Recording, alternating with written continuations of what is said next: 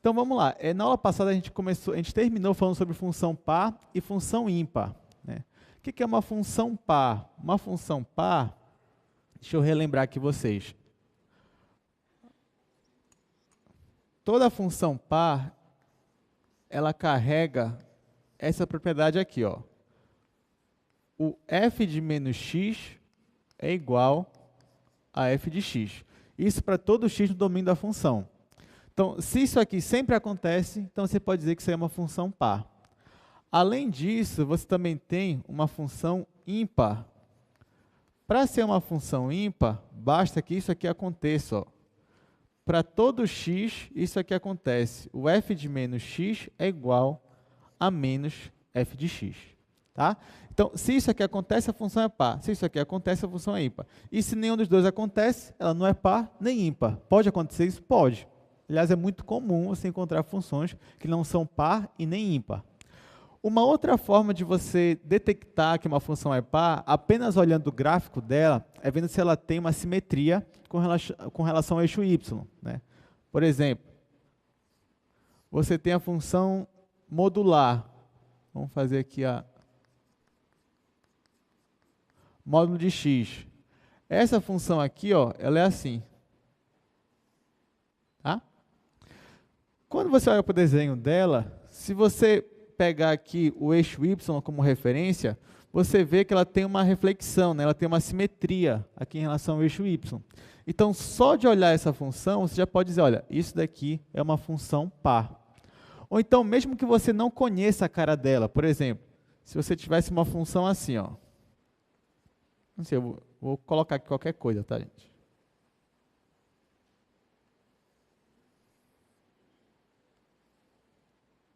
Sei, uma coisa assim, mais ou menos, né?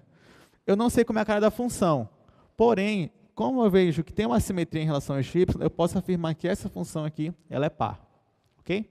Então, é basicamente assim que você consegue identificar. A função ímpar, ela já não é tão fácil de identificar, mas ainda assim tem um macete para ela, né? Uma função ímpar, ela funciona dessa forma aqui. Por exemplo, você tem aqui a função f de x igual a x, a função de identidade. Para você identificar que é uma função ímpar pelo gráfico, você vai ter que rotacionar o desenho do seu gráfico na sua cabeça. Rotacionar 180 graus, ou π radianos. Então, você imagina, por exemplo, essa função está aqui. Eu vou rotacionar ela 90 graus, por exemplo. 90 graus, ela ia bater bem aqui, né? Ó, porque daqui para cá seria 90 graus, certo? Se eu rotacionasse ela 90 graus, ela ia bater bem aqui.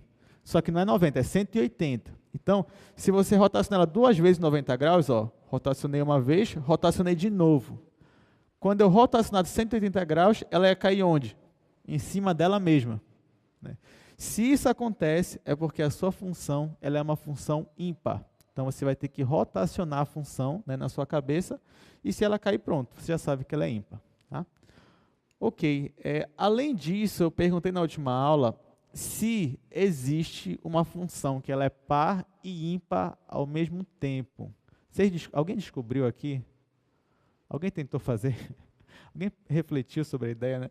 Porque a gente sabe que tem função par, que tem função ímpar, e que tem muita função que não é par nem ímpar. Ok. Aí a pergunta é, existe uma função que é par e ímpar ao mesmo tempo? Opa, acho que alguém conseguiu. Não, é uma pergunta, tudo bem, vamos lá. É uma pergunta para o senhor, professor.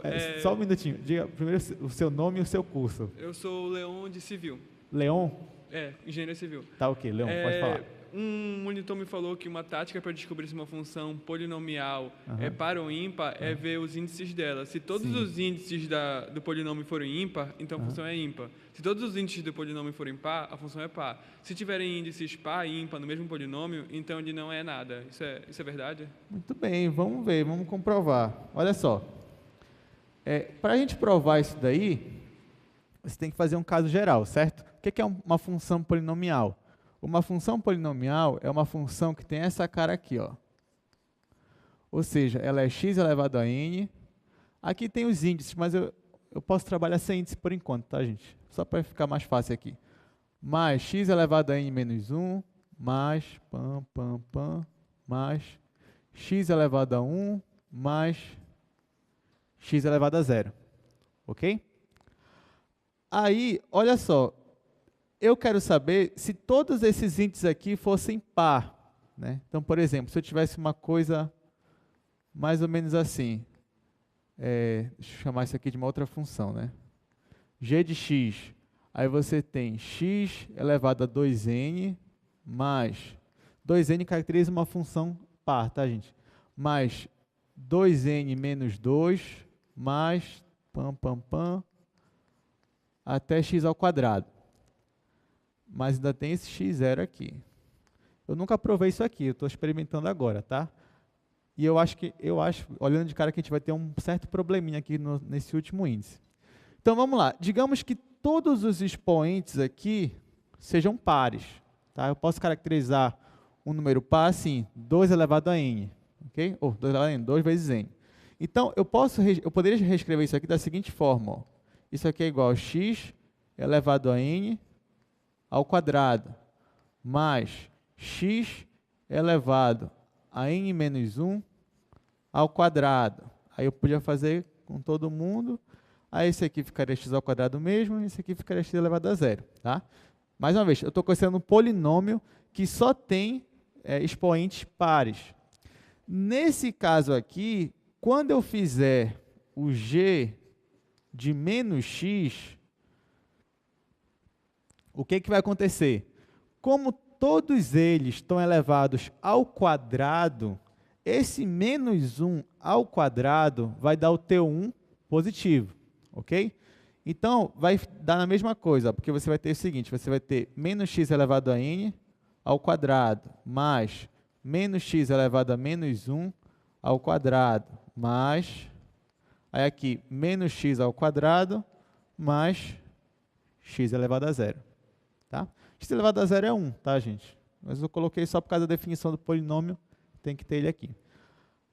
Aí, isso aqui, ó, como aqui eu tenho menos, ao quadrado vai ficar x elevado a n, 2n, né? Mais x positivo de novo, elevado a 2n menos 2, mais, até chegar em x ao quadrado, mais x elevado a zero. Quando eu elevei ao quadrado, né, quando eu coloquei o menos aqui, o ao quadrado transformou todo mundo em positivo. Então, isso daqui fez eu voltar para a minha função g de x, tá certo? Mas isso só aconteceu porque todos os índices eram pares. Né? Aí, então, eu voltei aqui para o meu g de x.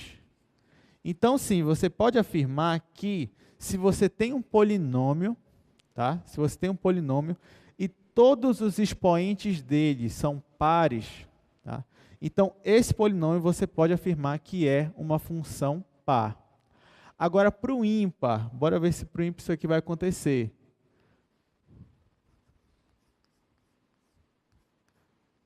Para o ímpar, eu vou te dar um contra-exemplo melhor. Eu vou colocar assim, ó. Por exemplo, x ao cubo, mas se bem que x elevado a zero não é par, né? Tá. Vamos fazer assim, ó. Para o ímpar agora, o h de x é igual a x elevado a 2n menos 1, 2n menos 1 é sempre um número ímpar, posso representar ele assim, mais x elevado a 2n menos 3, mais, até chegar em x ao cubo, mais x elevado a 1. Tá? Então, agora eu tenho um polinômio onde os expoentes, todos deles são ímpares. Tá? Mais uma vez, eu estou desconsiderando aqui os coeficientes, mas se eles tivessem também, ia dar no mesmo, ok? Beleza, aí agora o que eu vou fazer? Eu vou fazer o h de menos x. Então, vai ficar menos x elevado a 2n menos 1, vai ficar assim, ó, 2n menos 1, mais menos x elevado a 2n menos 3, mais, até chegar x elevado a 3, menos x elevado a 3, né? Menos x elevado a 3, mais menos x elevado a 1. Ok? Só que tem um porém, ó. Esse índice aqui, ele é ímpar, certo? Então, isso aqui vai ficar assim, ó. Isso aqui vai ficar menos 1 elevado a 2n menos 1, vezes x positivo, elevado a 2n menos 1, mais, aqui vai ficar menos 1 elevado a 2n menos 3, vezes x elevado a 2n menos 3, mais, até chegar Quanto é menos x elevado ao cubo? Vai dar o próprio menos x ao cubo. Vai ficar menos x ao cubo e aqui vai ficar menos x. Tá?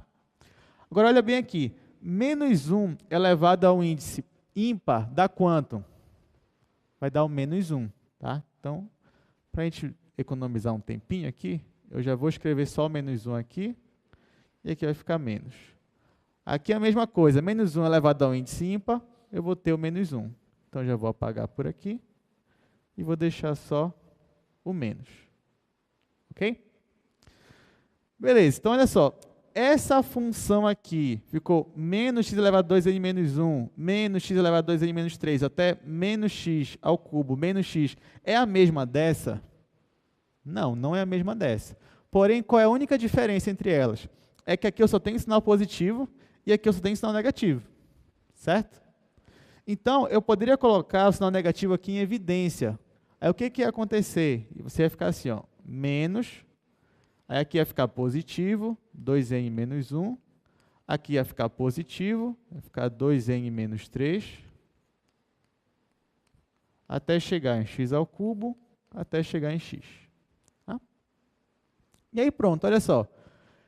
Isso que está aqui dentro, x elevado a 2n menos 1, x elevado a 2n menos 3, até x ao cubo, até mais x, isso aqui é quem? É a tua função h de x. Só que a única diferença é que tem um menos na frente dela. Então, eu posso escrever isso aqui dessa forma aqui, ó. Isso aqui é igual a menos h de x. Tá ok? O que eu provei?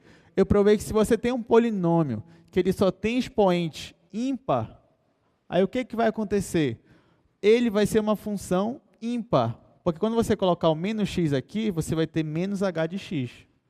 Além disso, voltando para cá para esse quadro, se eu tenho uma função que só tem expoente par, quando você colocar o menos x, você vai ter a mesma função. Então, essa função é par. Tá? Então, pronto, agora sim, está comprovado aquilo que foi dito. Né? Então, se você tem um polinômio e os expoentes dele só são expoentes pares, a função é par, o polinômio é par. Se os expoentes só são expoentes ímpar, então a função também é ímpar. E se for misturado? Se for, por exemplo... assim, né? Se eu tiver um polinômio assim, que é misturado, expoente par, expoente ímpar. Então, por exemplo, você tem x elevado a n, mais x elevado a n menos 1. Vou escrever assim, 2n. 2n mais 2n menos 1, até chegar em x ao quadrado, até chegar em x, até chegar em x elevado a 0. Tá? Aqui não, aqui eu tenho um estado tanto par quanto ímpar. Aí o que vai acontecer? Quando eu fizer o f de menos x, esse cara aqui tem índice par. Então vai ficar ele mesmo, porque menos 1 elevado ao índice par vai ficar 1. Então vai ficar x elevado a 2n.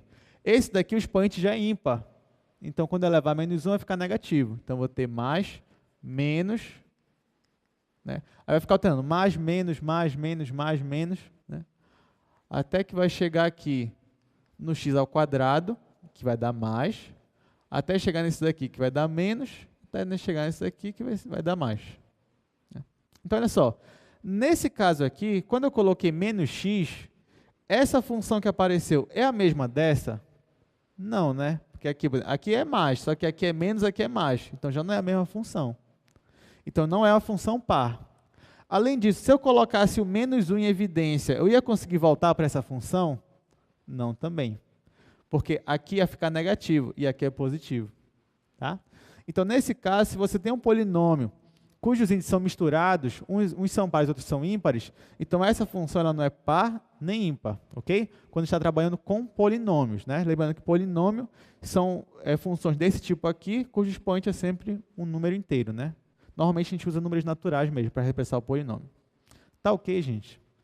Tá? Não fiquem assustados, tá? Isso aqui que eu fiz foi uma demonstração, e não foi uma demonstração com tanto rigor assim, foi uma demonstração bem formal, digamos assim, tá? Mas por quê? Aqui na matemática, vocês vão se deparar com algumas questões assim, vocês vão ter que demonstrar alguma coisa, tipo, sei lá, prove que a função, não sei, a função x² é par. Então, prove que sempre uma função par mais outra função par vai dar uma função par. Sei lá, estou dando alguns exemplos aqui. Para você demonstrar alguma coisa matematicamente, não basta você dar um exemplo. Já sei, professor, eu vou lhe dar um exemplo. Você fala assim, eu vou te dar aqui uma função par, por exemplo, x² mais x à quarta. As duas são pares e se eu somar vai dar uma função par. Então pronto, provei. Não é assim que você prova. Matematicamente, se você quer provar alguma coisa, você tem duas formas, né? Se você quer provar que é verdade, você vai ter que mostrar isso daqui. Fazer o caso mais geral possível para poder aqui abranger todos os exemplos possíveis. Tá? Ou então, se você quer provar que uma coisa não é verdade, basta você dar um contra-exemplo. Né? Por exemplo, eu poderia falar assim para vocês, mostre que toda vez que eu somo, toda vez que um polinômio tem expoente par e o expoente ímpar, né, junto, por exemplo, eu falo assim, eu quero mostrar que toda vez que eu tenho isso daqui, que foi o que eu escrevi ali, né? X elevado a n menos 1, mais x ao quadrado, mais x elevado a 0. Aí eu pergunto assim, verifique se isso daqui vai ser sempre uma função par, ou então se isso aqui vai ser sempre uma função ímpar. Verifique se isso sempre vai acontecer. Se você quer verificar que sempre acontece, você tem duas maneiras. Ou você faz o caso mais geral, ou você dá um exemplo em que não acontece.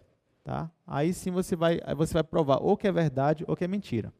Mas enfim, porque aqui eu estou tirando exemplos da minha cabeça, né? Por isso que não está tão, digamos assim, tão inteligível assim. Mas durante o nosso curso, nas listas, vocês vão se deparar com questões assim, que vocês vão ter que demonstrar alguma coisa. Aí vocês vão entender o que eu estou falando aqui agora. Ou você vai ter que demonstrar que para todo mundo é verdade, ou basta demonstrar que para um caso não é verdade. Aí você mostra que aquilo é uma mentira. Ok? Mas tá, vamos voltar, né? E falando nisso, eu esqueci, tá, gente? Por favor, palmas para o nosso amigo que fez a pergunta, tá? Por favor, vamos dar bater um... Olha, mais uma vez, como eu disse na última aula, as perguntas são muito importantes, tá? Por quê? Porque a gente aprende muito com elas. Essas coisas assim que a gente quer demonstrar matematicamente são muito bonitas e ajudam vocês. Porque, por exemplo, a dúvida dele nos trouxe agora esse resultado. Agora você já sabe, toda vez que você tem um polinômio e os expoentes dele são tudo par, então a função é par. Isso pode ajudar você no futuro, até resolver uma questão de prova. Então, as dúvidas que vocês trazem sempre ajudam, tanto vocês quanto a mim. Porque até eu aqui eu aprendo com vocês. Por essa demonstração aí eu nunca tinha feito até então. Veio a pergunta e aí eu fiz, entendeu? Então, acrescentando para vocês quanto para mim. É por isso que eu digo, qualquer dúvida, venha no microfone, não fique com vergonha, tá bom? Sigam o exemplo do amigo de vocês, podem vir mais vezes, tá? E quem já veio pode vir de novo, não tem nenhum problema. Pode vir 5, 10 vezes aqui que ninguém vai ficar chateado não, tá bom? Vai ficar feliz. Sim, mas eu que tenho uma pergunta para vocês, né? Tem uma função que seja par e ímpar ao mesmo tempo? Alguém pesquisou sobre isso? Tá, vamos lá. Digamos que eu não sei. Eu já sei a resposta, mas digamos que eu não saiba. Aí eu ia ter que verificar, né? Para uma função ser par, o que tem que acontecer? Eu já coloquei ali para vocês. Se a função é par, então o f de menos x tem que ser igual a f de x. Se eu digo que essa função também é ímpar, é par e ímpar, né? Então, f de menos x também é igual a menos f de x. Professor, acho que isso aí não vai dar certo, não. Acho que não existe, não faz sentido uma função ser par e ímpar ao mesmo tempo, né? Por isso que eu sempre faço essa enquete aqui. Quem acha que existe essa função aí? Levante a mão. Ó, ninguém acha que existe. Todo mundo realmente pouca fé nessa função, né? Quem acha que não existe, então? É quase todo mundo, né? Ainda tem um pessoal que não sabe se existe ou não existe. Tá bom, vamos ver aqui se ela existe ou não, né? Aí tá, se essa função ela é par e ímpar, quer dizer que isso daqui e isso daqui acontece ao mesmo tempo. Ok? Beleza, olha só.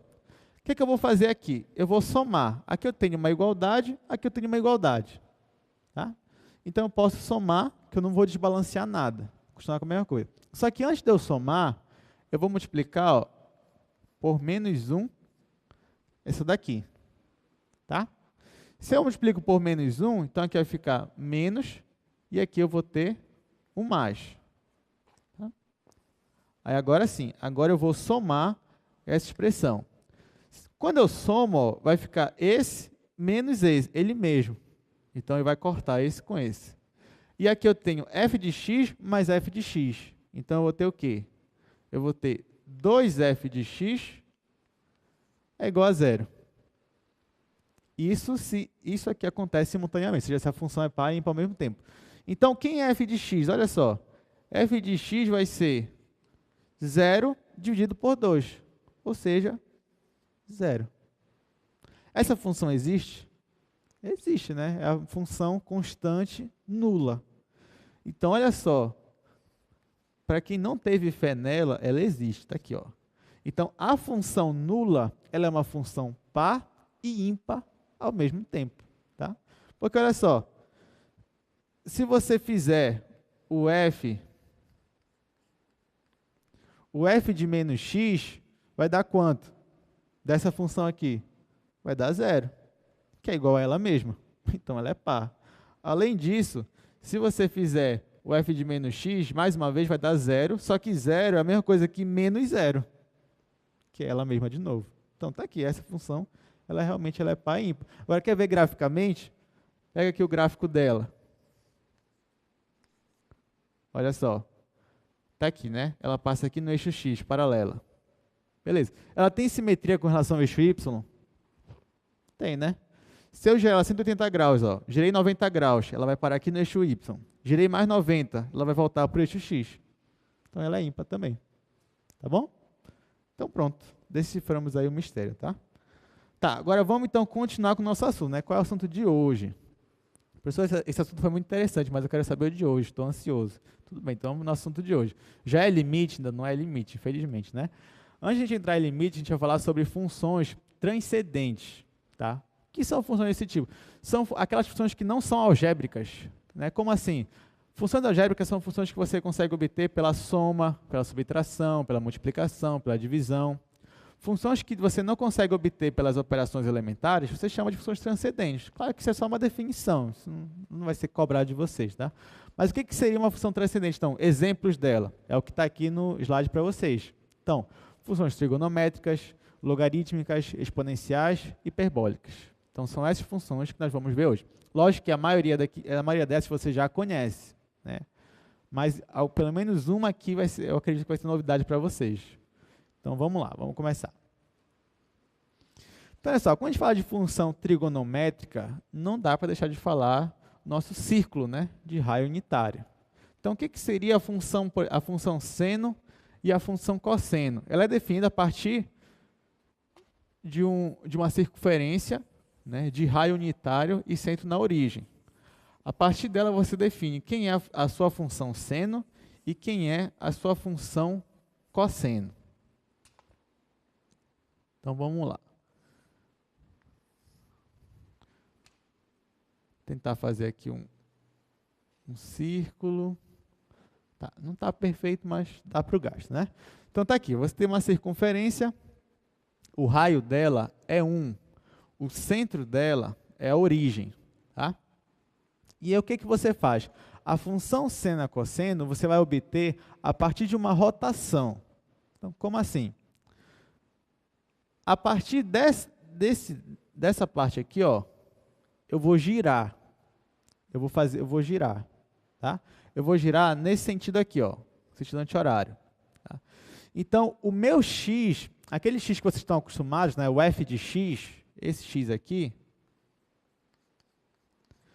quem vai ser esse x? Vai ser justamente o ângulo de rotação, tá?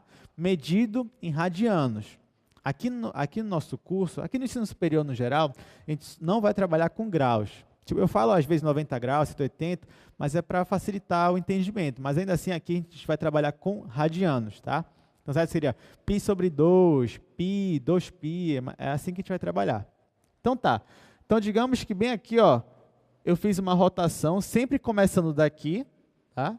E se eu digo que a minha rotação foi positiva, quer dizer que eu fiz no sentido anti-horário.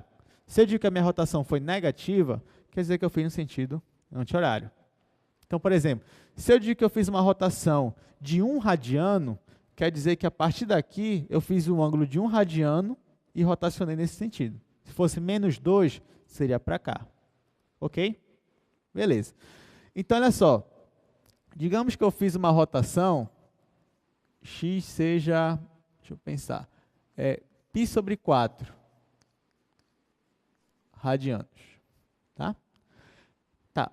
Para vocês que não estão acostumados, lembra que 1 π radiano equivale a 180 graus, certo? Então, se eu digo que o meu x é π sobre 4, isso equivale a um ângulo de quantos graus? 45, né? Ok. Então, para ficar mais fácil aqui esse início, então o meu x é 45 graus.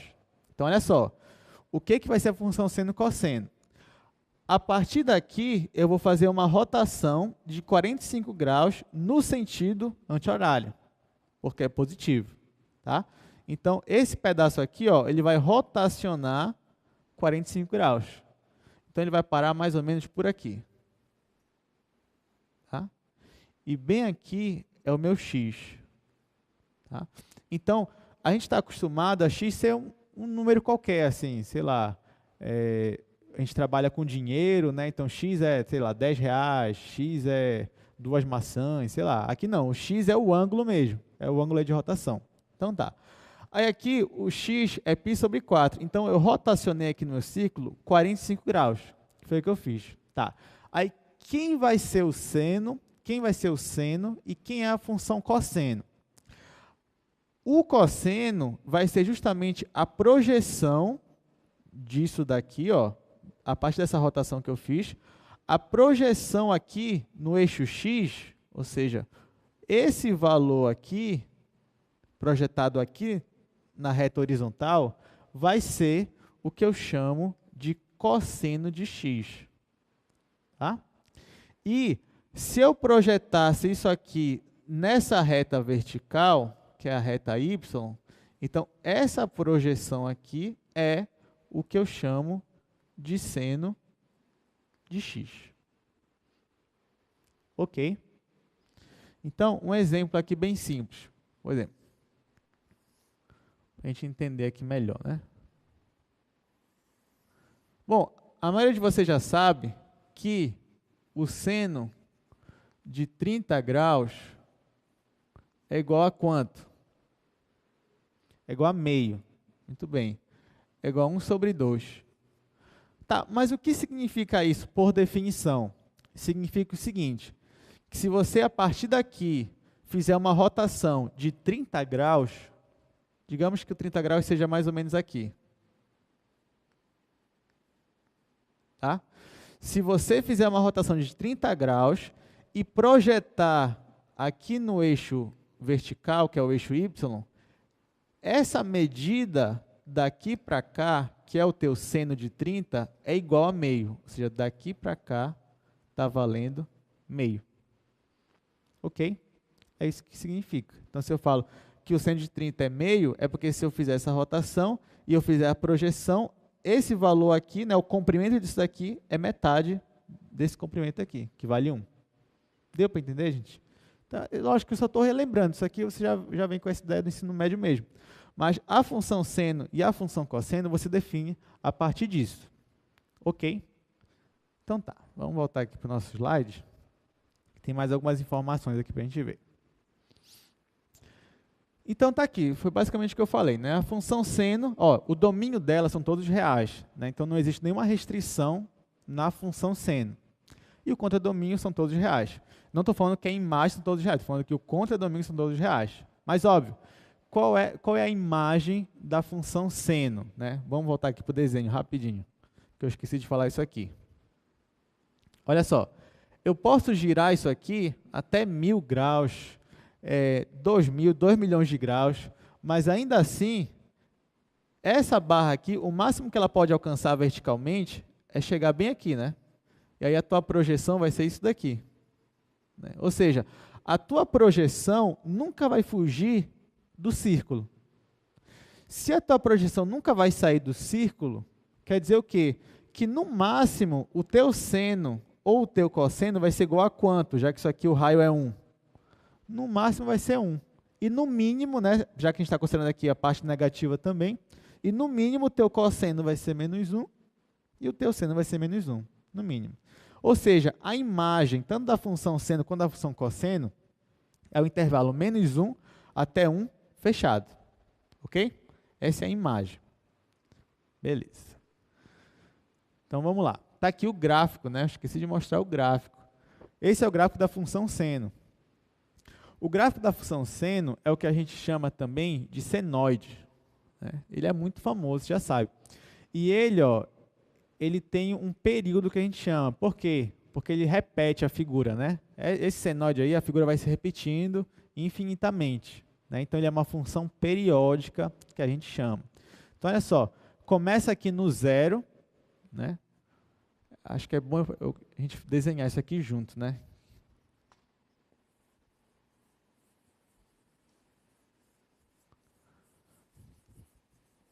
Tá, vamos só escrever aqui a nossa função, né? Vamos lá. Isso aqui eu estou fazendo para a gente revisar juntos, eu e vocês. Revisando o ensino médio, né? Vamos lá. Aqui eu vou colocar a função seno, tá? Seno de x. Aí a gente vai fazer aquele desenho que vocês acabaram de ver. Mas digamos que vocês não soubessem, vamos fazer desde o início. Então tá. Aí começa bem aqui, ó. Quando o meu x é igual a 0, quanto é o seno de 0? Vamos lá, vou colocar aqui o círculo trigonométrico. Ok. Então vamos lá. Está aqui o círculo trigonométrico, né? Se o meu ângulo é 0, quer dizer que aquela minha reta não rotacionou nada. Certo? Se ela não rotacionou nada, ela ficou bem aqui, ó. Aí, se eu projetar isso daqui aqui no eixo vertical, eu vou ter só um pontinho aqui, né? Então, qual é o comprimento desse pontinho aqui? É 0. Ou seja, o seno de 0 é 0. Beleza. Então, já que o seno de 0 é 0, então, quando x é 0, o seno de x é 0. Então, está aqui. Esse é o meu ponto. Tá? Aí, agora, eu vou rotacionar π sobre 2. Rotacionar π sobre 2 equivale a 90 graus. Quer dizer que daqui eu vou parar aqui, ó. Ok? Já que eu estou bem aqui agora, né? Então, se eu projetar isso aqui no eixo vertical, vai coincidir com isso daqui. Quanto é a medida daqui para cá? É 1. Então, quando o meu x é π sobre 2, o seno de π sobre 2 é igual a 1. Então, vou colocar um 1 bem aqui, ó. E eu vou marcar o meu ponto aqui. Ok? Aí, quando o meu x for π, a minha reta volta para cá, ó. Aí, bem aqui, de novo, se eu projetar, vai dar quem? Vai dar o meu 0. Então, quando x é π, o meu seno de x é 0. Então, eu vou marcar esse ponto bem aqui. Tá? Agora, eu vou rotacionar mais uma vez, até chegar no 3π sobre 2. 3π sobre 2, eu caio bem aqui, ó. Nesse caso aqui, ó, ele coincide justamente com a reta daqui para cá, só que do lado negativo. Então, quanto é o seno de 3π sobre 2? É menos 1. Então, você marca aqui o menos 1 e marca o ponto aqui. E, por último, você volta para cá, né, que é o 2π. O 2π coincide com a rotação 0, porque você voltou para cá. Aí, mais uma vez aqui, o seno de 2π vai ser 0. Então, você vai parar bem aqui, ó. E pronto. Aí, você formou a sua senoide. Ok? Lógico que se você continuasse, né, já que os ângulos aqui eles iam parar no mesmo lugar dos outros, então esse desenho iria se repetir. Né? Por isso que você tem aquilo lá que a gente mostrou no Data Show. Né? Esse desenho aqui, ele se repete. Mas eu acho muito legal para o aluno exercitar isso daqui, fazer o gráfico da senoide e da cossenoide sozinho primeiro e depois expandir ele. Tá? Justamente porque isso aqui exercita, né? Quanto é o seno de π sobre 2, o cosseno de π, quando for cosseno e tudo mais. Ok? Mas tá, isso é só uma revisão. Vamos continuar aqui. Tá, a função cosseno, basicamente também eu já expliquei para vocês. Olha o gráfico dela agora. Isso daí é a cossenoide. Tá? Por quê? Quando o ângulo é 0, o cosseno de 0 é 1. Então, por isso que ela já começa aqui em cima. Ó. Não é que nem o seno começa aqui no 0. Ela já começa aqui no 1. Tá? A função cosseno, ela é par ou ímpar? Ou tem alguma... Ou não, nem nada? Ela é o quê? Ela é par, né? Como é que você sabe, sem calcular? Olha só para o gráfico, né? Veja que ela tem uma simetria em relação ao eixo y, ok? Esse lado aqui é simétrico a esse daqui. Então, você pode afirmar que a função cosseno é uma função par. Interessante, né? A função seno. O que a função seno é?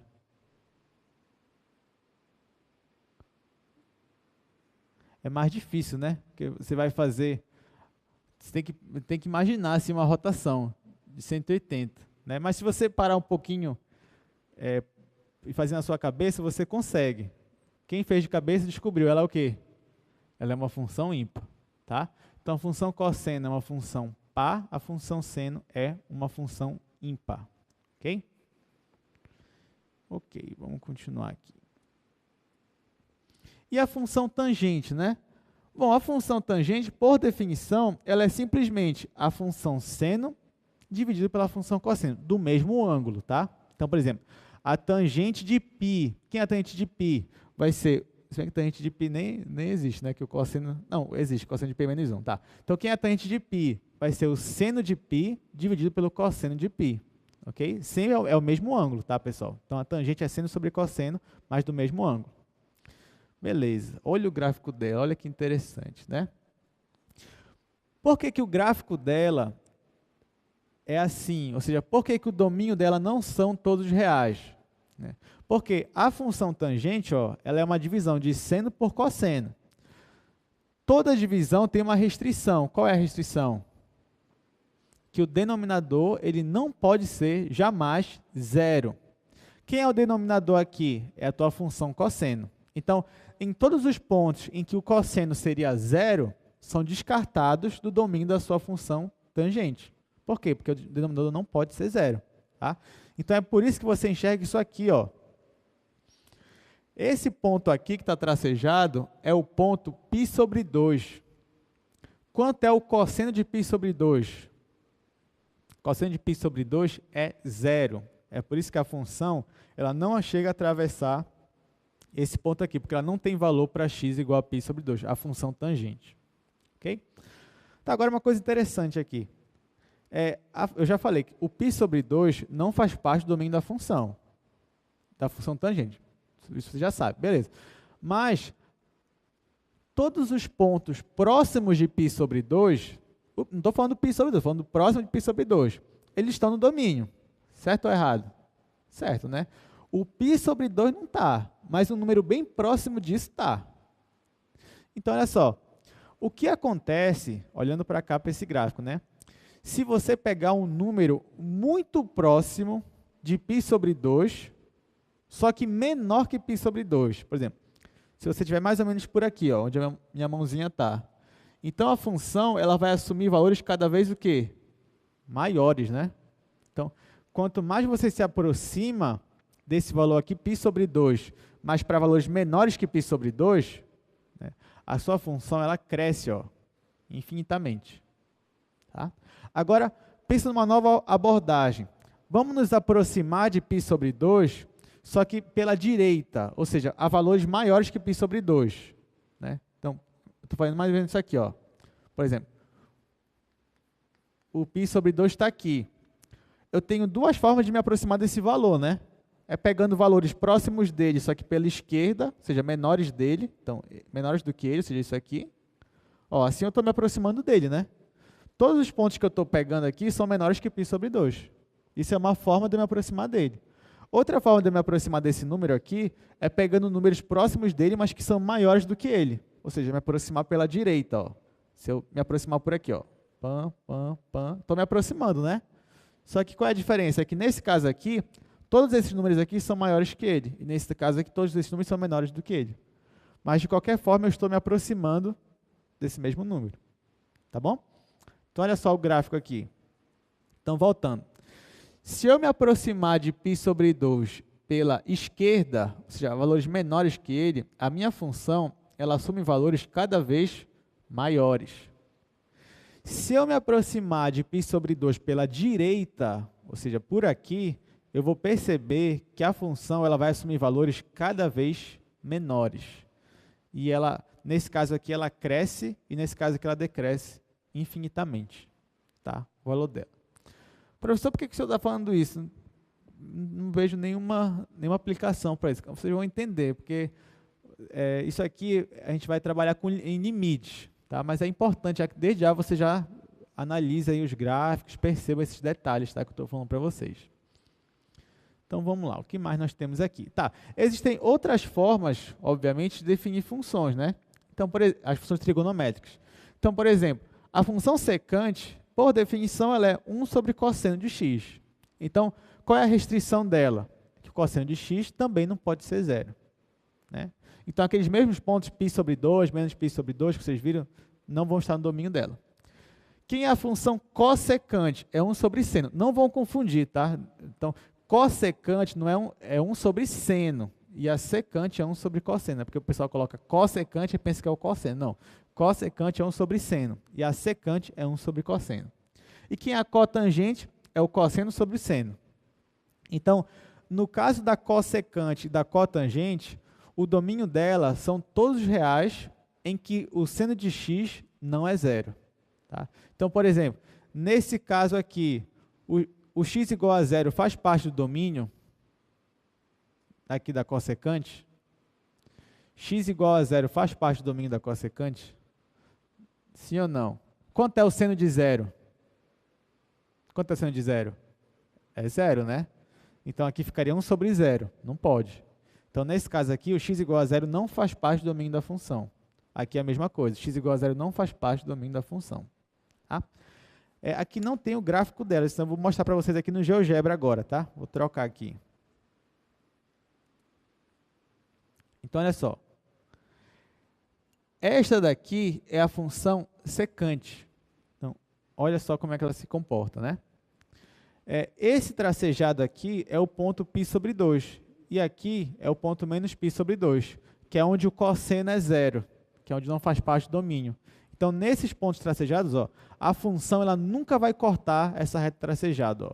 Por mais que eu suba aqui, e por mais que eu aproxime aqui, você vai perceber que ela nunca vai cortar esse tracejado. Por quê? Porque, agora tem que voltar, agora. Porque o π sobre 2 não faz parte do domínio da sua função. Ok? Então, por isso está aqui esse tracejado, mas ele não chega a cortar. Isso aqui é a secante. A cossecante já é assim, ó. Tá? Ó, a cossecante ela tem valores para π sobre 2, porque a cossecante é 1 sobre seno. Seno de π sobre 2 é 1, então é válido. Beleza. Mas agora, onde é o tracejado dela? É aqui, ó, em 0 e π. Então, a função cossecante, por exemplo, ela não tem no domínio dela nem o 0, nem o π. Por quê? Seno de 0 é 0, seno de π é 0. Ela também não vai ter o 2π, né? Ela também não vai ter o 4π, e assim sucessivamente, né? Ela não vai ter o 3π, ela não vai ter nenhum número que seja inteiro vezes o π. Toda vez que você tem o seno de um número inteiro vezes π, isso vai dar 0, né? Então, isso aqui não pode acontecer. Ok? Tá, e agora a cotangente. Olha só a cotangente. O 0 e o π, assim como 2π, 3π, menos π, também não fazem parte do domínio. Então, aparece aqui essa reta tracejada e a função ela nunca encosta nela. Tá ok? Beleza. Vamos voltar aqui para o slide. Tá, agora vem aqui uma coisa muito importante, né? Vamos definir agora a função inversa da função seno e a função inversa da função cosseno. Só que tem um porém, né, pessoal? A gente aprendeu na última aula que para uma função ter inversa, ela tem que ser o quê? Ela tem que ser bijetora. Ok. Então, vamos lá.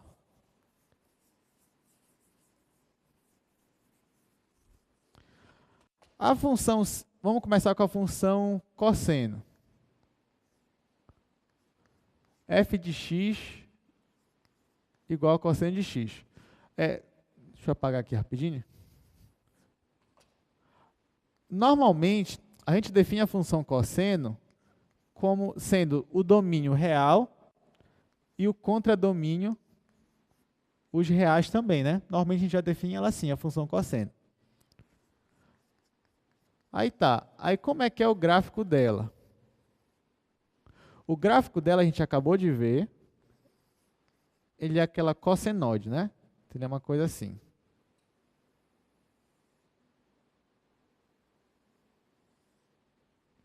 Tá? Ok. Olhando o gráfico dessa função, ela é injetora? Sim ou não? Olhando o gráfico dela. Não é, né? Por quê? Ela reprova no teste da reta horizontal, né? Como é que você sabe se uma função é injetora? Você passa várias retas horizontais. Se pelo menos uma reta horizontal cortar a função em mais de um ponto, ela já não é injetora. Professor, mas se ela não é injetora, ela não é bijetora. Se ela não é bijetora, ela não tem inversa. Então, como é que o senhor quer falar de função inversa da cosseno? Mas calma. A gente viu na última aula também que mesmo que uma função não seja injetora, eu posso tornar ela injetora. Vocês lembram disso? O que eu teria que fazer? Eu teria que restringir quem? O domínio da minha função, né? Ok. Então, eu vou pegar um domínio aqui de modo que eu torne a minha função cosseno injetora. Que domínio vocês me aconselham? Se eu pegar daqui para cá, resolve meu problema? Daqui para cá? Daqui para cá não, né? Porque eu ainda vou ter isso daqui. Se eu pegar, então, do 0 até π sobre 2, pegar só esse pedaço aqui, resolve meu problema? Resolve. Só que esse intervalo aqui seria o maior possível para eu tornar ela injetora? Não, eu posso pegar um intervalo maior que isso, né? Beleza. Então, se eu pegar, ó, então, ó, eu estou pegando daqui para cá, então eu vou apagar esse lado aqui, vou apagar esse lado aqui todinho, que eu estou restringindo meu domínio. Tá? Eu não vou apagar isso aqui ainda, que ainda vou usar uma parte dele, né? Então tá. Se eu pegar só daqui para cá, ou seja, só esse pedaço daqui para cá, eu já torno a função injetora. Tudo bem, já resolvi o problema. Porém, eu quero o maior intervalo possível que ela seja injetora. Então, por exemplo, daqui para cá, ó, daqui para cá, ela também seria injetora. E esse pedaço fica maior que aquele que eu peguei anteriormente. Mas ainda assim não é o maior pedaço possível. Então, onde é o maior pedaço possível? É até chegar bem aqui, ó. Porque bem aqui ela já faz uma curva para cima, né? Aí ela deixa de ser injetora. Então, o maior intervalo possível que eu posso pegar seria daqui para cá. Deixa eu apagar aqui. Então, olha só como eu deixei a minha função cosseno. Eu deixei ela só isso aqui. Ok? Bem aqui é o meu zero, né? Quando o x é zero, quanto é o cosseno de zero? É 1. Então, bem aqui é o meu 1. E eu fui até chegar bem aqui, o menor valor possível. Esse menor valor possível aqui é menos 1. Qual é o ângulo? Que ângulo é esse aqui, cujo cosseno vai dar menos 1? Quem vai ser? Vai ser o meu π. Ok? Então, quem é meu novo domínio? O novo domínio da minha função é de 0 até π. Essa função deixou de ser a função cosseno? Não, nem é a função cosseno. Qual é a diferença agora? É que eu restringi o domínio dela. Então, qual é o novo domínio da minha função? É o intervalo de 0 até π. Aberto ou fechado? Aberto ou fechado? Fechado, né? O 0 e o π fazem parte. Então, olha só, eu vou apagar aqui em cima, ó. E agora, a minha função cosseno, ela vai ter como domínio de 0 até π. Quando eu faço isso, ela se torna uma função injetora. Esse desenho aqui está meio apagado. Vou desenhar ele melhor aqui para vocês. Então, quando eu faço isso, agora a minha função cosseno, ela se tornou uma função injetora. Olha, em 0 aqui, ela é 1, então ela vai fazer mais ou menos isso daqui. Até chegar aqui em π, onde o valor do cosseno vai ser menos 1. Tá? Então tá aqui. Pelo desenho, você já percebe que ela é uma função injetora agora, porque ela passa no teste da reta horizontal. Ok, mas eu não quero que ela seja só injetora, eu quero que ela seja bijetora, certo? Para ela ser bijetora, ela tem que ser injetora e sobrejetora. Eu pergunto, do jeito que está aqui, ela é sobrejetora? Para ser sobrejetora, a imagem dela tem que ser igual ao contradomínio. Eu pergunto, essa imagem aqui, ó, olhando para o gráfico, a imagem é igual ao contradomínio? Quem é o contradomínio? Todos os reais, né? Então, se eu fizer a projeção desse gráfico aqui no eixo Y, vai dar todos os reais? Não, né? Vai dar só quem? De menos 1 até 1. Então, essa função, do jeito que ela está aqui, ela não é sobrejetora. Porém, eu posso torná-la sobrejetora. Restringindo quem agora? O meu contradomínio. Muito bem. Então, eu vou restringir o contradomínio justamente para ele ser igual à imagem da minha função. Então, o meu novo contradomínio agora vai ser intervalo fechado de menos 1 até 1. Tá ok? Gente, isso aqui é muito importante porque toda vez que a gente falar da função inversa do cosseno, que é o arco cosseno, você sempre tem que estar em mente que antes de eu fazer essa inversão, o meu domínio e o meu contradomínio já estão restringidos. Ok? Eu já restringi os dois. Então, quando você fala de arco cosseno e arco seno, você tem que entender que você está trabalhando com esses intervalos aqui. Então, você não vai ter ângulo de 2π, por exemplo, de 3π. Logicamente que você faça um desenho mais para cá. Tá? Mas, normalmente, você tem que saber que quando a gente trabalha com essas funções, isso aqui já aconteceu. Você não está trabalhando com os reais nos reais. Tá ok? Senão não daria para você inverter a função. Beleza, então quem seria a inversa do cosseno? Olha, o que é uma função inversa, né? A função inversa, ela é uma função em que eu vou trocar, o meu contradomínio vai ser o menos 1, o meu domínio vai ser o contradomínio dessa, ou seja, vai ser de menos 1 a 1, e o meu contradomínio vai ser o domínio dessa, ou seja, vai ser de 0 até π. Tá? Essa função inversa, a gente chama ela, por definição, de arco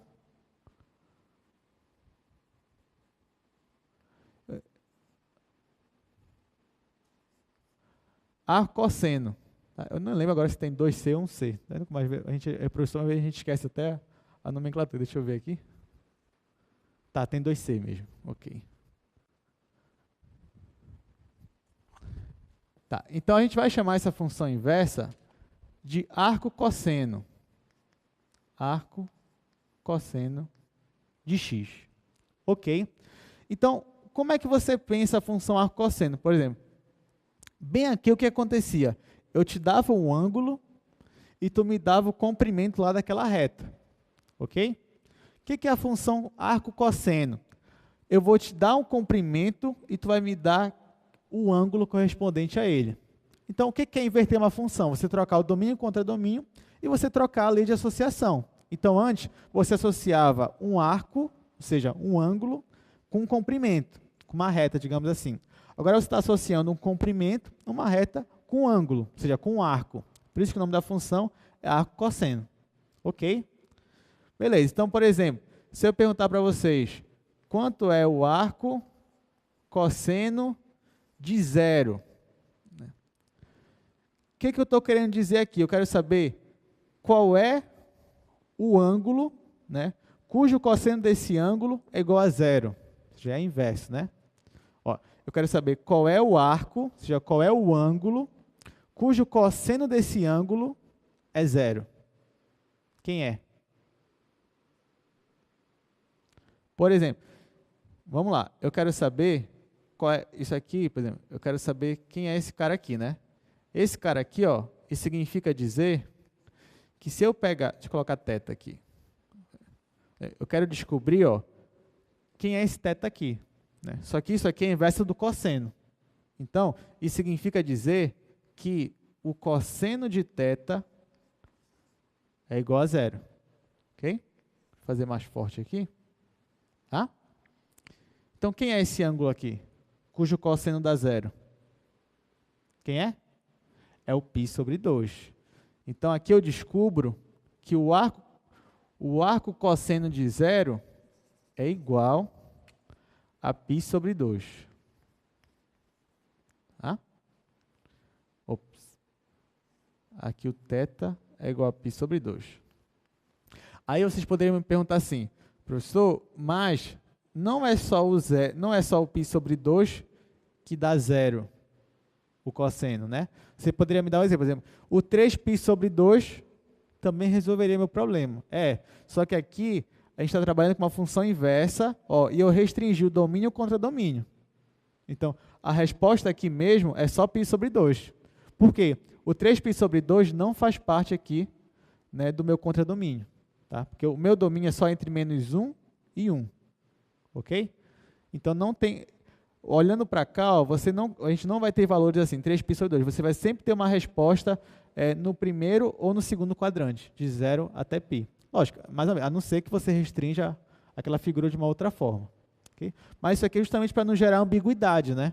Que, eu pergunto, quanto é o arco cosseno de 0? Aí você me dá duas respostas, π sobre 2 e 3π sobre 2. Isso não existe, né? Senão não seria uma função. Então é por isso que primeiro você tem que restringir para poder você deixar a função bem definida, para não ter esses problemas. Deu para entender, gente? Então tá, o gráfico, né? O gráfico da função vai ser mais ou menos isso aqui, ó. O domínio vai ser de -1 até 1, então eu coloco aqui -1, aqui eu coloco 1. Aí eu tenho que lembrar, quanto é o arco cosseno de -1? Ou seja, qual desses ângulos aqui o cosseno vai dar -1? De 0 a π, qual desses ângulos o cosseno dele vai dar -1? Quem é? É o π. Né? Cosseno de π é igual a -1. Então, o -1 corresponde ao π. Aí eu marco o π bem aqui e marco o meu ponto. Beleza. Aí bem aqui, ó. Esse aqui é o meu x, né? Quando o meu x é 0, vocês já me responderam, né? Quando o x é 0, a minha função vale π sobre 2. O arco cosseno de 0 é π sobre 2. Então, vou marcar bem aqui, ó, o meu π sobre 2. E, por último, eu tenho o arco cosseno de 1. Quanto é o arco cosseno de 1? Ou seja, qual desses ângulos desse intervalo aqui, o cosseno dele é igual a 1? Quem é? De 0 a π, qual é o ângulo cujo cosseno desse ângulo é igual a 1? É o 0. Muito bem. Então, quando x é igual a 1, ou seja, o arco cosseno de 1 é igual a 0. Tá? E aí você tem uma função arco cosseno mais ou menos assim. Tá? Não está perfeito, mas eu vou mostrar para vocês no computador daqui a pouco. Tá ok? Então, mais ou menos o gráfico é mais ou menos por aí. Tá? Ok, vamos voltar aqui para o computador. Agora que vocês já entenderam o que é a função arco cosseno. Então, está aqui, ó. A função arco cosseno foi tudo que a gente falou agora, né? Lembrando que o y está entre 0 e π. Muito bem, está aqui o gráfico dela. Está quase igual como eu fiz, né? Só alguns detalhes, né? Ok, da mesma forma, eu defino a função arco seno. Só que tem um porém. Deixa eu voltar para cá agora aqui com vocês. Eu vou aproveitar que eu desenhei aqui no quadro 2 a minha função seno. Essa aqui eu já vou fazer mais rápido, tá, gente? Mas o raciocínio é o mesmo. Então, no caso da minha função seno, não dá para eu pegar o mesmo intervalo de 0 a π. Por que não dá? Porque de 0 a π, a função seno não é injetora. Tá? Então, normalmente, qual é o intervalo que a gente pega? O intervalo que a gente pega para a função seno é o intervalo menos π sobre 2 até π sobre 2. Ou seja, é esse intervalo, ó. É essa linha aqui, ó, em branco eu estou desenhando. Ó, então, perceba que de menos π sobre 2 até π sobre 2, esse gráfico aqui é de uma função injetora, né? E aí, mais uma vez, você restringe o contradomínio, e aí você vai ter isso daqui, ó. A função seno, nesse caso aqui, ela tem que ser de menos π sobre 2 até π sobre 2. E óbvio que o contradomínio dela tem que ser de menos 1 até 1. Tá? Aí a inversa dela, que é o arco seno, vai ser de menos 1 a 1 e até menos π sobre 2 a π sobre 2. O raciocínio é o mesmo do que a gente fez, tá? É até interessante vocês fazerem na casa de vocês isso daí, essa inversão. Ok, agora é só o gráfico dela. Tá, esse aí é o gráfico dela. Uma coisa interessante, gente. Vou trocar aqui para mostrar um GeoGebra aqui para vocês. Deixa eu pegar aqui. Tá, olha só. Essa daqui é a função cosseno, tá? Só que já é a função cosseno depois que eu restringi ela, de 0 até π, que foi o que a gente fez no quadro. Tá? Tá aqui a função cosseno. Esta daqui, em verde, é a função arco cosseno, que foi o que a gente também desenhou ali no quadro. Então, ó, em vermelho não, laranja, sei lá, é a função cosseno, em verde é a função arco cosseno.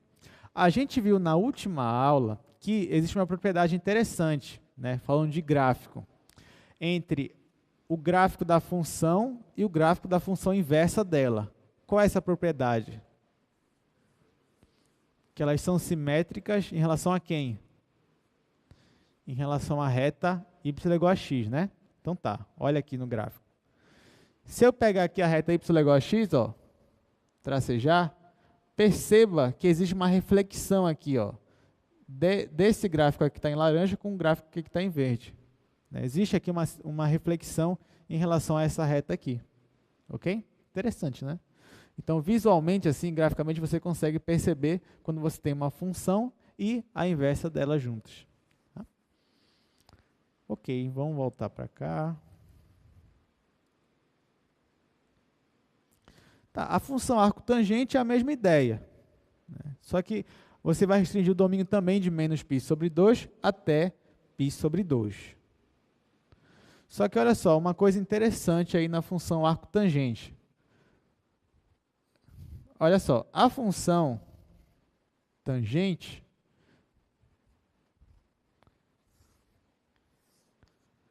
ela é mais ou menos assim, né? Eu vou pegar só de menos π sobre 2 até π sobre 2. Lembrando que ela não encosta no menos π sobre 2 e nem no π sobre 2. Ela é mais ou menos assim, se eu não me engano.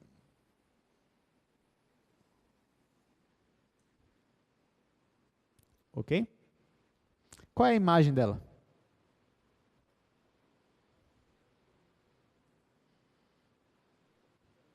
A imagem dela são todos reais. Perceba que se eu fizesse a projeção aqui, ó, nesse caso eu conseguiria atingir todos os reais. Então, no caso da minha função tangente, o meu f, ele está indo, eu restringi o domínio, né, de menos π sobre 2 até π sobre 2. Só que ó, não é mais fechado, é aberto, porque eu não posso ter esse ângulo de menos π sobre 2 e π sobre 2. Deixa eu fazer aqui mais embaixo. Então, como é que ficaria a minha função aqui? A minha função tangente, ela seria de menos π sobre 2 até π sobre 2 aberto, e o contradomínio pode ser os reais, que a imagem dela são os reais. Então, a inversa dela, no caso, o domínio do arco tangente são todos reais. Interessante, né? Então, o domínio do arco tangente são todos reais, e o contradomínio que vai ser de menos π sobre 2 até π sobre 2 aberto. Ok?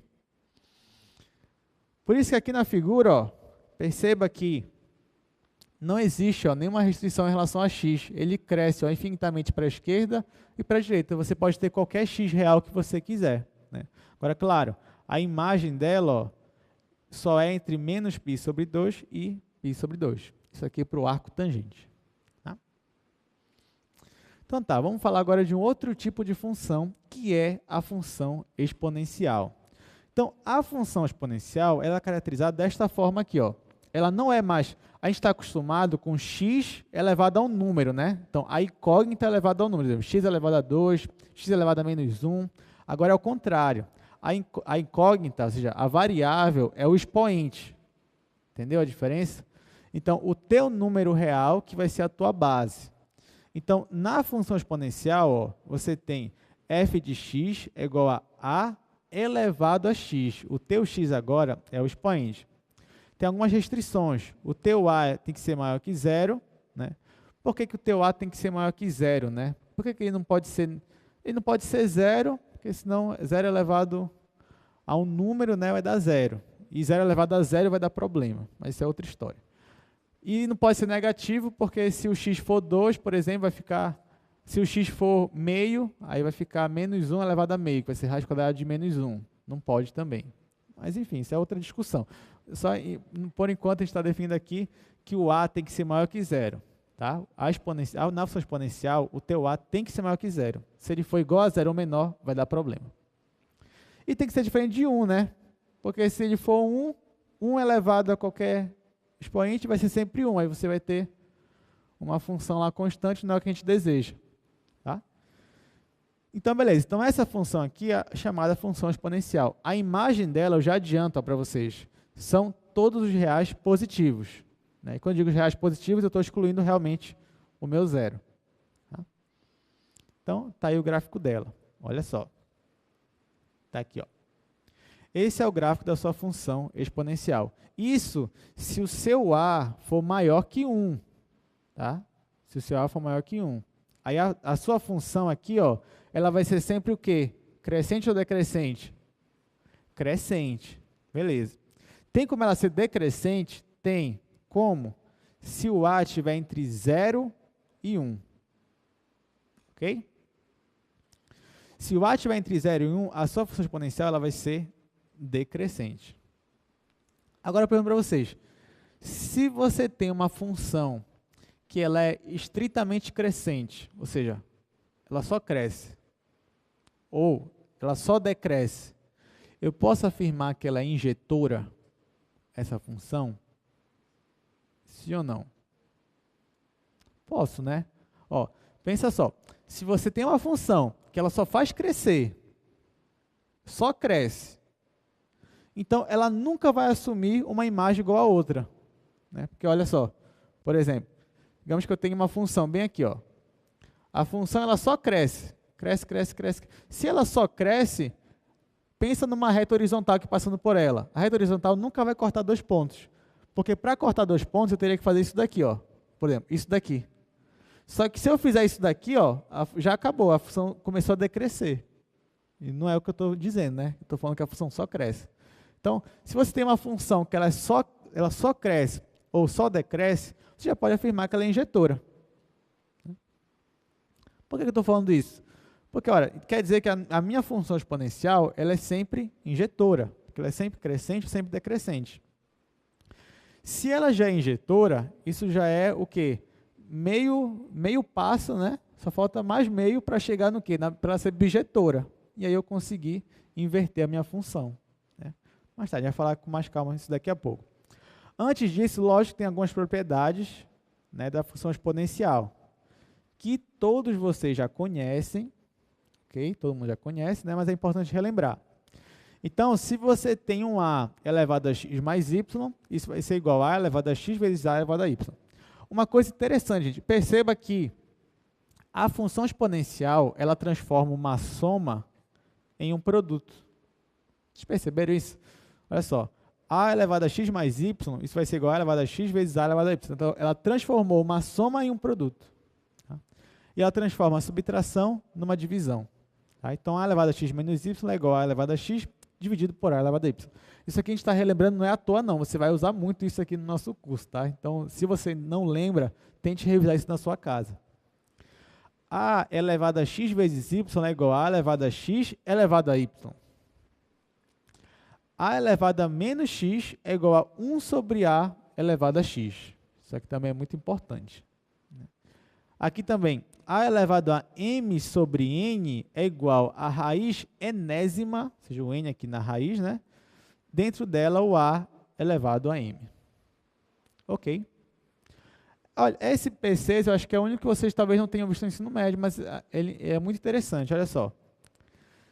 Se isso aqui acontece, ó, se x é menor que y, então a elevado a x vai ser menor que a elevado a y se o teu a for maior que 1. E a elevado a x vai ser maior que a elevado a y se o teu a estiver entre 0 e 1. Então, calma lá. Vamos resolver aqui só um exemplo bem rápido. O que eu estou falando aqui?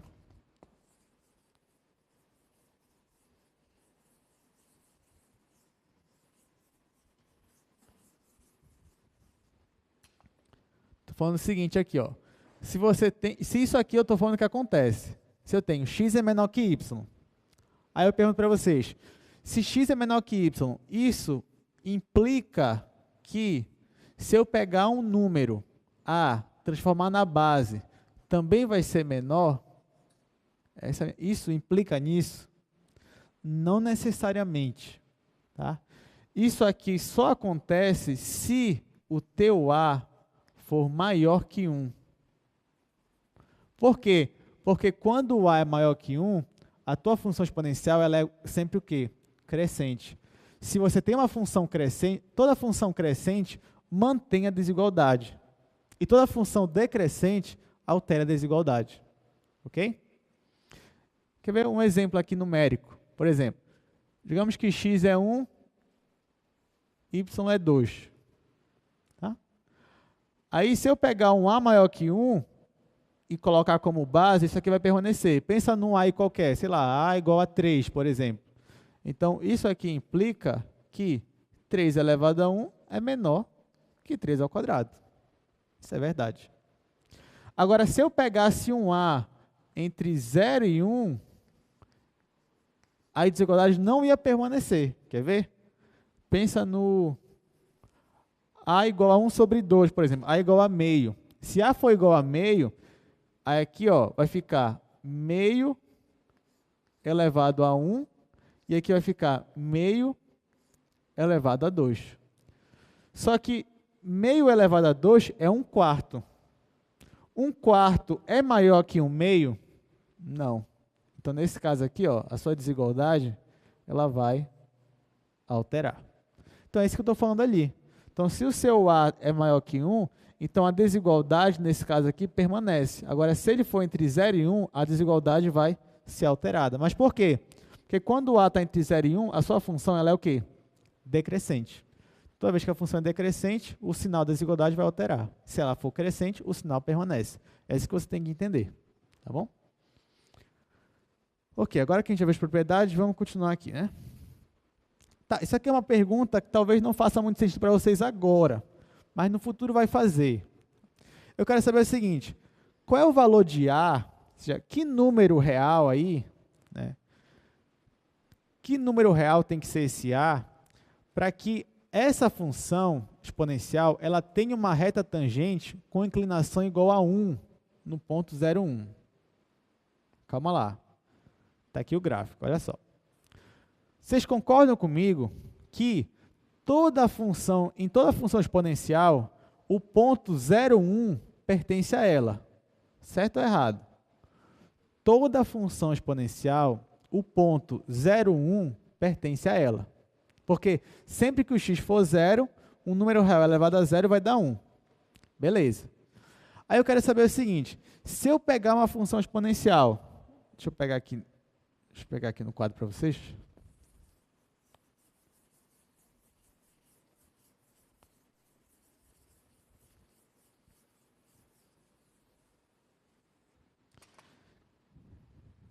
A gente vai ver com calma esse negócio de reta tangente, tá? Então, olha só, digamos que eu tenho uma função exponencial. Esse daqui é, obviamente, meu ponto 0,1. Aqui é 0, aqui é 1. Aí, deixa eu desenhar melhor aqui, que ela cresce mais rápido, né? Aí, bem aqui, eu vou traçar a reta tangente a esse ponto. Lógico, dependendo do valor de A, que eu estou considerando A maior que 1. Se A for 3, for 4, for 5, for 6, essa curva aqui ela vai ser alterada, né? Ela vai vir mais para cá, ou então mais para cá, dependendo do A, né? Mas esse ponto aqui sempre permanece. Então, mas se eu altero a curva, dependendo do A, essa reta tangente ela vai ser alterada. Aí eu quero saber, para que valor de A, essa reta tangente vai ser justamente essa reta aqui, x mais 1, que é a reta cujo coeficiente angular é igual a 1. Tá? Aí você pergunta, professor, mas que pergunta é essa, né? Por que eu queria saber qual valor do A eu vou ter como reta tangente a esse ponto aqui, o x mais 1? Tá, vocês vão entender isso depois, quando a gente estiver falando de derivada, tá? Mas eu vou logo dar a resposta para vocês. O único valor de A, tal que isso acontece, é o número de Euler, é o E elevado a x. Ele é 2,7271, se não me engano, mais ou menos isso aí. É esse valor, ele é um número irracional, tá? E ele é muito importante. Ele é o único número real onde isso aqui acontece. Se eu for traçar a reta tangente a esse ponto 0,1 para essa função aqui, esse número de Euler, vai dar justamente a reta x mais 1. Tá bom? Bem, vamos continuar.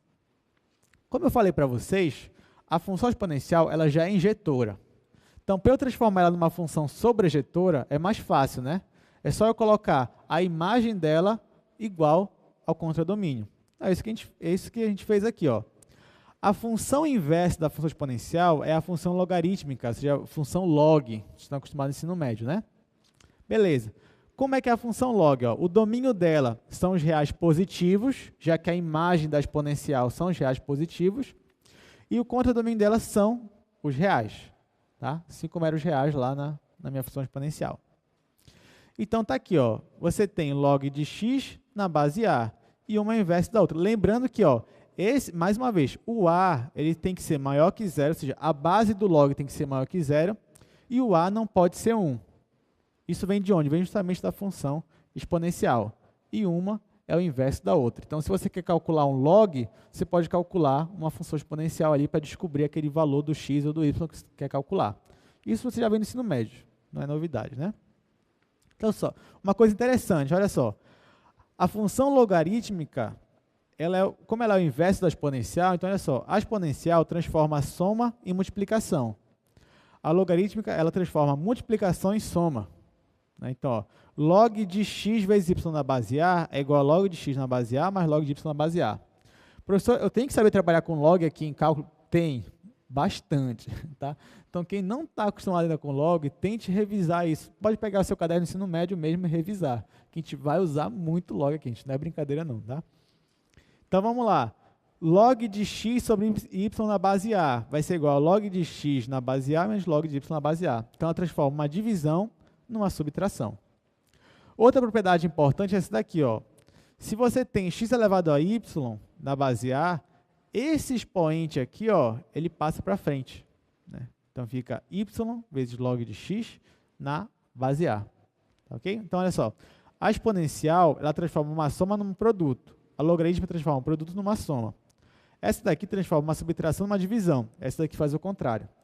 Essa daqui transforma uma multiplicação em um expoente. Essa daqui transforma um expoente numa multiplicação. Interessante, né? Mas por que isso? Porque uma é o inverso da outra. Olha só os gráficos, né? Se A é maior que 1, então você tem que a sua função log ela vai ser crescente, ó, nesse sentido aqui. Tá? Lembrando, ó, o domínio dela é só os reais positivos, tá? Então, por isso que ela não vai passar aqui para o lado negativo, ela só é aqui mesmo. Se o A é maior que 1, ela é crescente. Se o A estiver entre 0 e 1, ela é decrescente. Então, está aqui. Ok? Beleza. E as funções hiperbólicas? O que são as funções hiperbólicas? Pessoal, as funções hiperbólicas, para vocês não terem medo, elas são simplesmente funções exponenciais. É uma combinação de funções exponenciais. É isso que elas são. Tá? Mas não é qualquer função exponencial, é a função exponencial que a base é o E, é o número de Euler. Tá? Então, por exemplo, olha só, o que é a função seno hiperbólico? É essa função aqui, ó, E elevado a x menos E elevado a menos x sobre 2. Isso é a função seno hiperbólico. Ah, professor, mas por que seno hiperbólico, né? Porque essas funções aqui, apesar delas terem só funções exponenciais, mas elas se assemelham e muito com as funções trigonométricas. A gente diz assim como as trigonométricas estão para o círculo, né, para aquela nossa circunferência de raio 1, as funções hiperbólicas estão para a hipérbole, que é uma outra figura geométrica. Tá? E muitas propriedades das funções trigonométricas se repetem aqui nas funções hiperbólicas, ou ficam bem parecidas. É por isso que elas levam esse nome. Mas, por definição mesmo, a função hiperbólica é essa combinação aqui de funções exponenciais. É isso que é a função seno hiperbólico. Tá? O professor tem que saber isso? Tem. Inclusive, nas provas do semestre passado, caiu, acho que toda a prova caiu, pelo menos uma questão que tinha seno ou cosseno hiperbólico. Aí, muito aluno falou para mim, professor, mas eu tinha que saber a função seno hiperbólico mesmo. Eu falei, claro, ela é muito importante aqui para o nosso curso, né? Então, desde já, saiba que vai cair na prova, tá? E desde já, assim, tente entender aqui, ó, a função seno hiperbólica ela é e elevado a x menos e elevado a menos x sobre 2. É isso que é a função seno hiperbólico. E a cosseno hiperbólico é a mesma coisa aqui, ó, em vez do menos, é um mais. Então, tá fácil de decorar essas funções, né? Uma é menos, outra é mais, e é a mesma estrutura. Então, é sempre e elevado a x, aí depois vai ter mais ou menos, dependendo do seno do cosseno, e elevado a menos x, tudo dividido por 2. Não é difícil, é bem fácil de colocar na cabeça, tá? Então, não esqueçam, por favor. Então, essa é a função seno hiperbólico, essa é a função cosseno hiperbólico. A partir dela dá para a gente brincar, né? Então, quem seria a função tangente hiperbólico? É a função o quê? Seno hiperbólico dividido pelo cosseno hiperbólico. Pronto. Aí vai ficar isso daí. Né? Claro, né? Porque assim, agora que você já sabe disso, a gente pode brincar aqui, né? Você só tem que saber o seno e cosseno, sendo que elas são muito parecidas ainda, né? Então, olha só. O seno hiperbólico, ele vai ser e elevado a x menos e elevado a menos x sobre 2. O cosseno hiperbólico, ele vai ser e elevado a x mais e elevado a menos x sobre 2. Então, agora que você sabe disso, sem eu ensinar para você, você já consegue saber quem é a função tangente hiperbólica, quem é a função cossecante, quem é a função secante, quem é a função cotangente, todas. Basta você saber o seno e o cosseno. Tá? Por quê? Se o seno e o cosseno é isso aqui, o que é tangente? Ó, toda vez que eu quero falar de tangente hiperbólico, eu coloco esse Hzinho, tá? É por isso que é seno, aí um Hzinho de hiperbólico, cosseno, Hzinho. Tá? Então, a tangente hiperbólica, ela vai ser o seno dividido pelo cosseno. Só que quem é o seno? É isso daqui. Então, isso aqui vai ser igual a e elevado a x menos e elevado a menos x dividido por 2. Dividir pelo cosseno hiperbólico, que é igual a isso daqui. Então, dividido pelo e elevado a x mais e elevado a menos x sobre 2. Você tem uma divisão de frações. O que você faz? Você conserva a primeira, multiplica pelo inverso da de baixo, né? Então, isso aqui vai ficar e elevado a x menos e elevado a menos x sobre 2 vezes 2 dividido por e elevado a x mais e elevado a menos x. Ó, está multiplicando isso. Aí você corta, ó, 2 com 2, corta esse com esse, né? Não corta esse com esse, tá? Nem esse com esse não pode cortar. Por quê? Aqui você tem uma subtração, aqui você tem uma soma. Então, você não corta ninguém aqui. Então, isso daqui vai ser igual a e elevado a x menos e elevado a menos x dividido por e elevado a x mais e elevado a menos x. Tá? Então, essa é a tangente hiperbólica. Vamos passar aqui para o quadro 2. Então, eu vou fazer só mais uma dessas, né? Então, quem seria secante hiperbólico? Quem é secante? Secante seria 1 sobre quem? O cosseno hiperbólico, né? Beleza, cosseno hiperbólico. Só que quem é o cosseno hiperbólico? É e elevado a x mais e elevado a menos x sobre 2. Aí, quando você aplica a propriedade, vai ficar 1 vezes isso daqui invertido. Aí, o 2 vai passar aqui para cima. Então, a secante hiperbólica é 2 dividido por e elevado a x mais e elevado a menos x. Aí pronto, aí você descobre a cossecante hiperbólica, a cotangente hiperbólica, fica bem fácil. Né? Só tem que saber quem é o seno e o cosseno hiperbólico. Ok? Então tá, vamos lá. Aqui a cotangente hiperbólica, né? Vai ser o cosseno hiperbólico sobre o seno hiperbólico. A secante hiperbólica, 1 sobre cossecante, ou 1 sobre cosseno hiperbólico. A cossecante, 1 sobre seno hiperbólico. Tá, antes da gente calcular, faltou uma coisa, né? Professor, cadê os gráficos? Agora que eu achei tão interessante a função hiperbólica, quero saber o gráfico dela. Então, a gente vai ver agora o gráfico dela. Vou colocar aqui no GeoGebra. Eu vou mostrar aqui para vocês a do seno hiperbólico. Olha só. Esse daqui é o seno hiperbólico. Vou tirar aqui. Tá? Interessante, né? Não teve aquele... Não foi aquela função periódica que está acostumado com seno e tudo mais. Mas por quê? Porque a função seno hiperbólico ela é uma função que é a combinação de funções exponenciais. Ok, função agora cosseno hiperbólico. Ó. Olha, ela até parece uma função x ao quadrado, né? Parece ter uma parábola aqui, ó. Essa é a função cosseno hiperbólico. A função tangente agora. Tangente, está aqui a tangente. Ó. A função tangente ela é bem parecida com a função arco-tangente, né? Você tem um negócio assim, ó. Interessante, né? Para quem quer saber mais, já sabe, né? Pode baixar o GeoGebra no seu celular e ficar brincando lá com as funções. Né? Então, vamos voltar aqui para o slide. Agora, a gente já está no finalzinho da aula. Vamos só calcular aqui alguns valores. Vamos lá. Olha só, a gente vai fazer alguns exercícios. Lógico, não dá para fazer todos, a maioria vai ficar para casa. Mas é bom para você ir brincando com as funções hiperbólicas, né? Então, por exemplo, quanto seria o seno hiperbólico de zero, se eu perguntasse para você? Aí você faria aqui, ó. Seno hiperbólico de zero vai ser igual. Aí você lembra, o que é a função seno hiperbólica? É o e elevado a x menos e elevado a menos x sobre 2. Só que como aqui é zero, onde tiver x você vai colocar zero. Então vai ficar e elevado a zero menos e elevado a menos zero sobre 2. Só que essa ficou fácil, né? Quanto é e elevado a zero? É 1. Quanto é e elevado a menos zero? É 1 também. Quanto é 1 menos 1? É 0.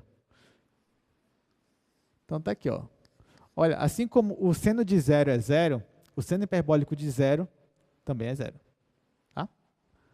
Tá, próximo. Tá, cosseno hiperbólico você pode fazer, né, mas já dá para saber de cabeça, né? Vai dar 1. A tangente hiperbólica de... fazer essa C aí.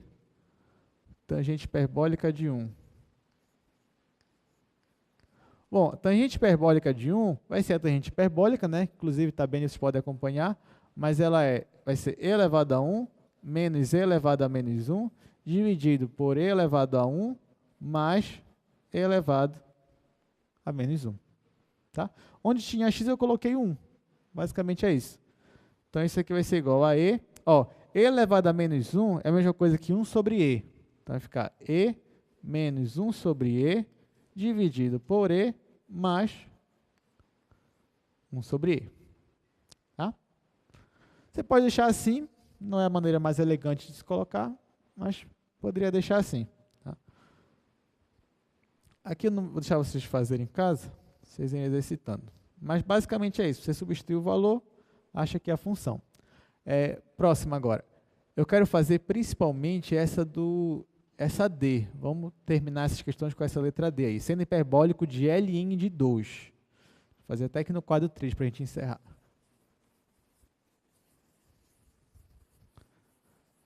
Tá. Seno hiperbólico de Ln de 2. Aqui eu queria chamar a atenção de vocês com essa questão aqui. Por isso que eu vou fazer ela logo. Olha, quem seria o seno hiperbólico de Ln de 2? Onde tiver o x, você vai colocar o quê? Ln de 2. Eu esqueci de falar, mas quando você vê Ln, olha, Ln de x é a mesma coisa que o log de x na base e, que é o logaritmo neperiano que a gente chama também, né? Toda vez que você vê o Ln é porque a base é o número de Euler. Tá? A gente também vai usar muito esse log. Então tá. Então, onde tiver x, eu vou colocar ln de 2. Então, isso aqui vai ser igual a e elevado a ln de 2 menos e elevado a menos ln de 2 dividido por 2. Tá? Existe uma propriedade de log, né, que diz o seguinte, ó, se você tem um a elevado a log de x também na base a, você tem um a, lembrando que esse a, né, o a é sempre maior que 0 e diferente de 1. Né? Se você tem um a elevado a log de x na base a, isso aqui é igual a quanto? Vocês lembram? É igual a x. Existe uma propriedade assim, ok? Então tá aqui, ó.